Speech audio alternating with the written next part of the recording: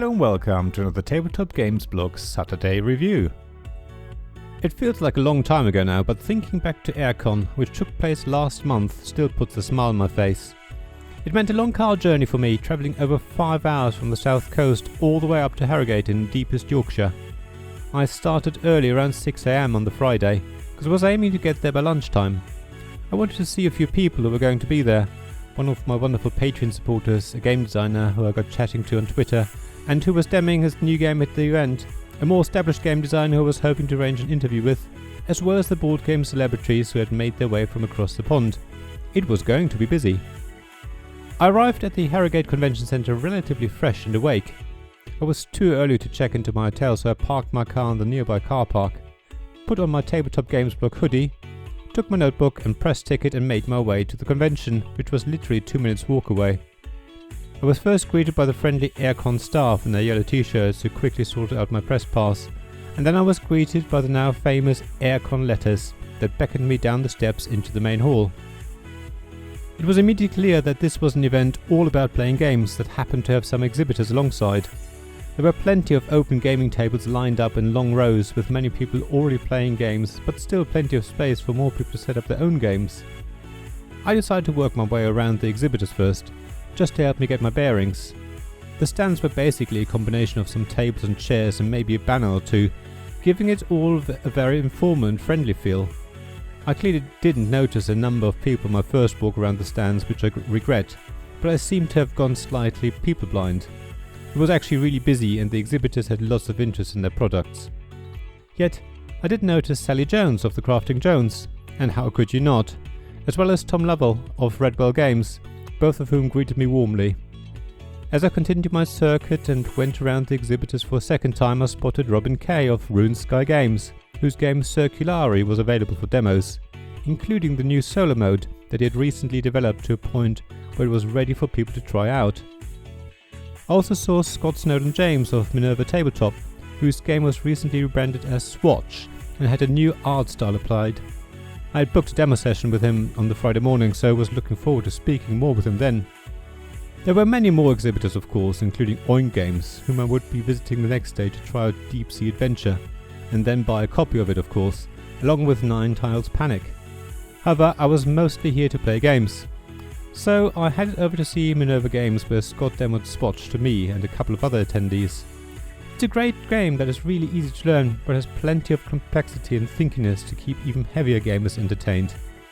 It's a sort of game where you play a couple of turns and have an aha moment, as you realise how the game works.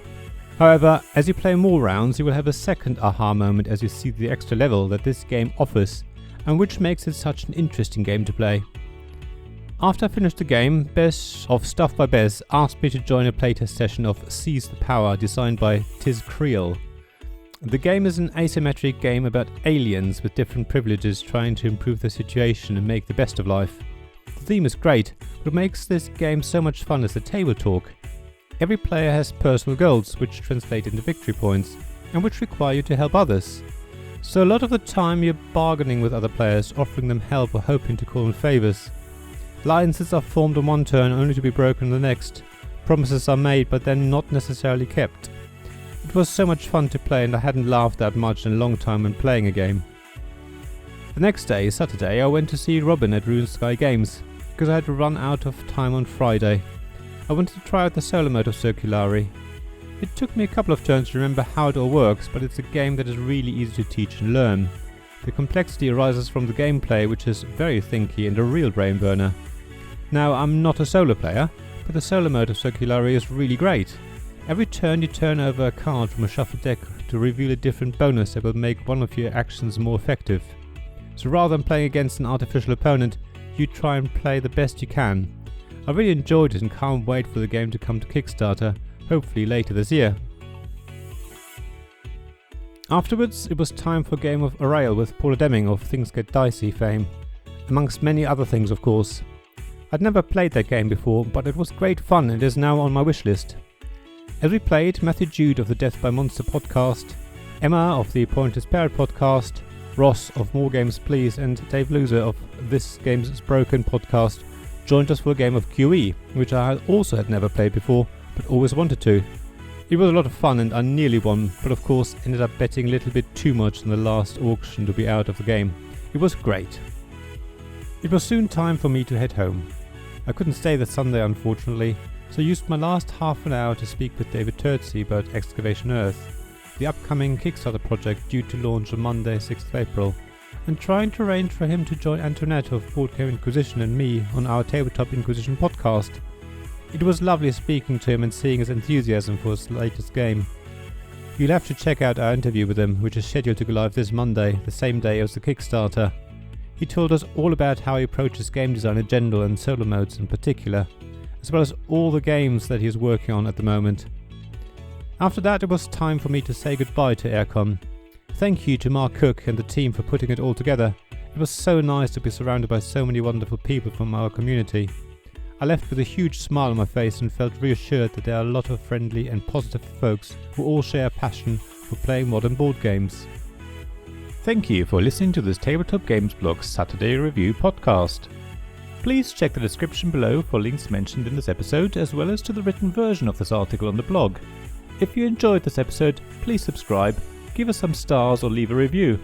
Please also tell your friends about me, and if you want to offer financial support, check out my Patreon and Ko-fi pages, links to which you'll find in the blog at tabletopgamesblog.com.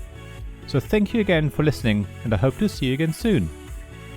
This podcast is made possible by the generous help from our Patreon supporters: Royal Patron Sean Newman, the UK half of Gamelot, Castle Guard David Miller of Subquark Publishing, Dice Masters James Naylor, publisher of Magnate First City, and Paul Grogan of Gaming Rules, and Shining Light Robin Kay of Rune Sky Games, Sarah Reed of Resourceful Games, Tim Vernig, and Richard Simpson of We're Not Wizards.